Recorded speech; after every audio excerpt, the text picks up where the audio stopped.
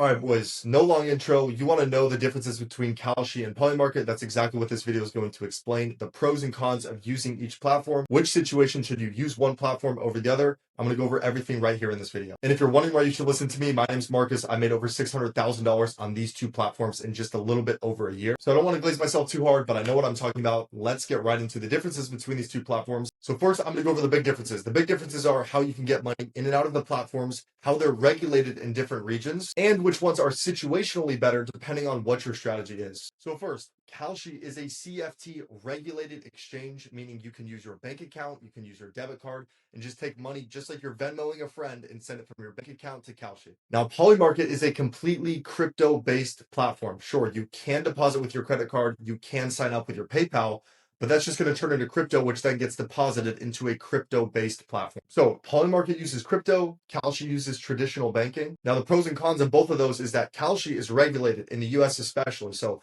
if they take your money or they don't let you withdraw, you can legally go sue them and you have legal rights to get your money back. Now, not that I've ever seen this issue with PolyMarket. No one's ever had this issue that I've seen, but you technically have no protections anytime you deposit your money into PolyMarket. Now, in the same way, PolyMarket has the advantage of being crypto-based because I can deposit $100,000 or withdraw $100,000 in 60 seconds or less. Where with Kalshi, there's going to be a lot more fees associated, or it could take 1 to 3 days to get any money in or out. And that kind of leads me into my next point, which is the legal status of both platforms. Now, this is going to change depending on what country you're in, what region you're in. So you need to do your own research on this. But I think the biggest one is that PolyMarket is not technically legal in the United States, and Kalshi is fully legal and certified in the United States. Now, I don't recommend that you be a naughty boy and do this, but many people in the United States will still access PolyMarket by using a VPN, but this is technically a violation of their terms of service. I haven't heard of anyone actually getting in trouble or getting funds frozen for this, but do your own research and make your own decisions if you're going to try to use PolyMarket in the United States. Right now, they do have an app that you can use,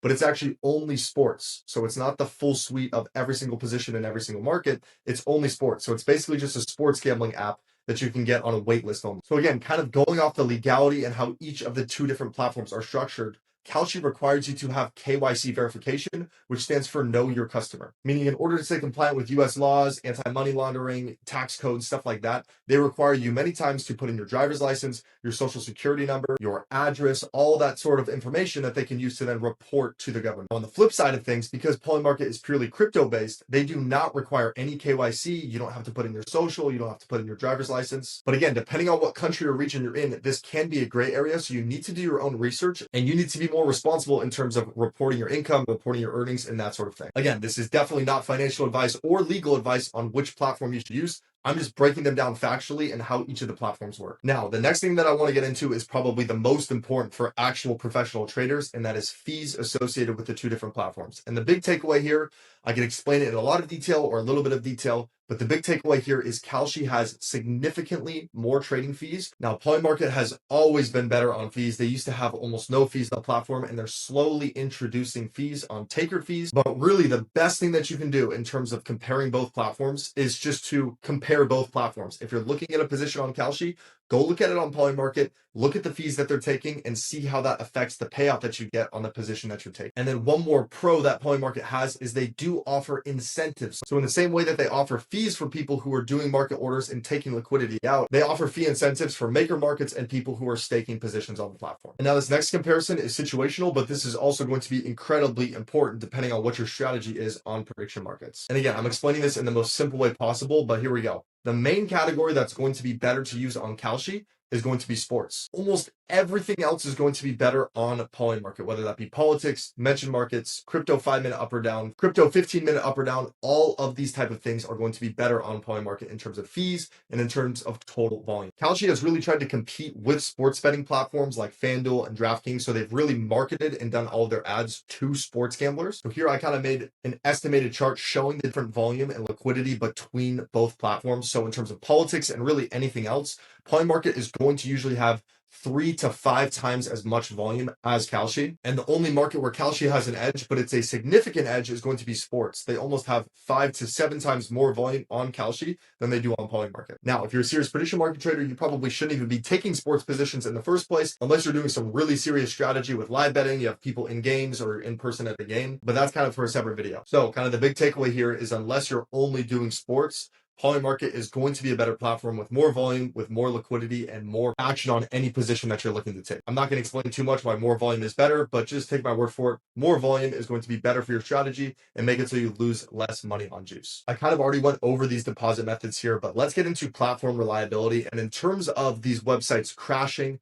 in terms of these websites glitching, in terms of these websites not letting you cash out on your positions, both of them are absolutely terrible. If you take prediction markets seriously over the course of the next few months, I guarantee that you will lose money, that you will miss out on a trade because one of these platforms glitched on you. Especially if you're being a naughty boy and you're using a VPN on PolyMarket, that increases the chances of the website not refreshing properly, of it not canceling a limit order that you have. There's not really one platform that is way more consistent and never going to crash on you, but there's issues across both platforms. This isn't really a good deciding factor on which platform to use, but that could change in the future. Now, this is something else that I want to talk about real quick before we get to the end of the video, where I kind of go over the final pros and cons. And this is kind of explaining a good rule of thumb that you should be using if you're comparing both platforms, and how you can even look for arbitrage opportunities between the two different platforms. Let's say on a politics market, it says Marco Rubio is going to be the 2028 presidential nominee, and there is a yes on PolyMarket at 42 cents for him to be the nominee, and there is a no on Kalshi at 55 cents for him to be the nominee. If the combined cost is less than $1, this is what you call arbitrage. This strategy has been around for a long time, since the early sports gambling days, but this is a way that you can mathematically guarantee a profit by taking advantage of two separate platforms having two different price lines. Now, again, there's a little bit of fees on PolyMarket, there's a little bit of fees on Kalshi, so you want to make sure that you're still going to be profiting even after all the fees. But this is definitely something that I want to go more in depth on and make a video on, because especially for beginners,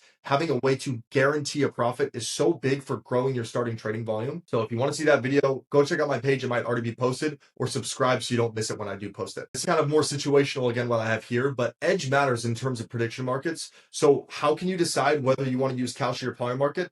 A lot of times it's like, hey, maybe these people, these insiders already hammered this line on Kalshi, but there's still an opportunity to get good value on PolyMarket, or vice versa. So for example, when Trump dropped a big over there in that one place, maybe the opportunity to make money and snipe a position on PolyMarket goes away, but there's still, 7-8% of value over on Kalshi.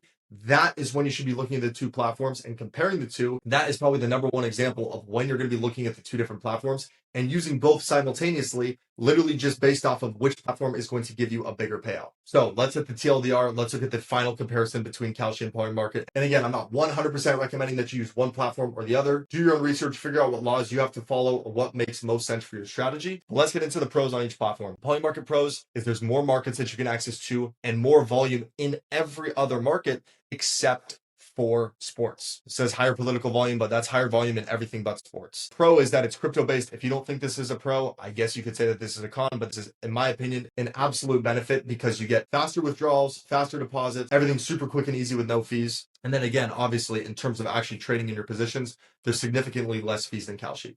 Now, in terms of Kalshi pros, it's fully legal in the United States, so you can feel good about this. Your accountant's going to understand it. They're going to send you all the proper documentation and forms. It uses traditional banking, and there is stronger sports liquidity, even though we talked about if this is that really a pro or not, because do pro traders really trade on sports? Not really. But if you're interested in sports, Kalshi is definitely the better platform. And this is a final pro that I want to get into about Kalshi, and that is APY for position holdings. And this is something that PolyMarket does not offer.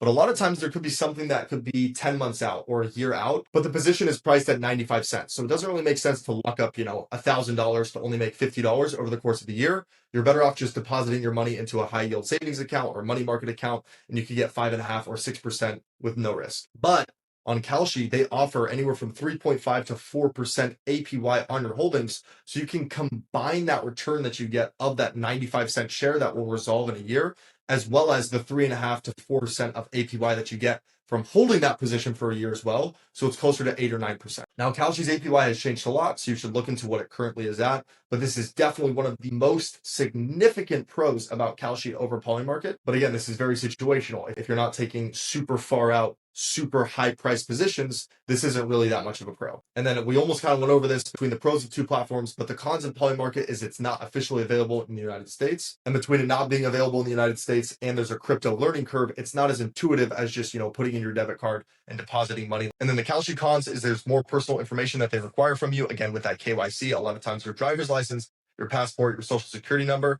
And then again, probably the biggest one is that there are significantly higher trading fees across all markets. Again, this is something that could change in the future, but this probably won't change. But just keep up to date on how the fees are looking between both platforms. But this is kind of the big overview between the two platforms. I hope this video was helpful to you guys. If you have any questions, drop them down in the comments below. All I do on this page is post free educational videos that are going to help you become better on prediction market platforms. So that sounds valuable to you. Make sure to subscribe. I also go live almost every single day at 10 a.m. going over what positions I'm taking for the day, or if there's any sort of insider information that was leaked. So you definitely want to subscribe so you can get on those live streams. All right, sounds good, boys. I'll see you in the next video.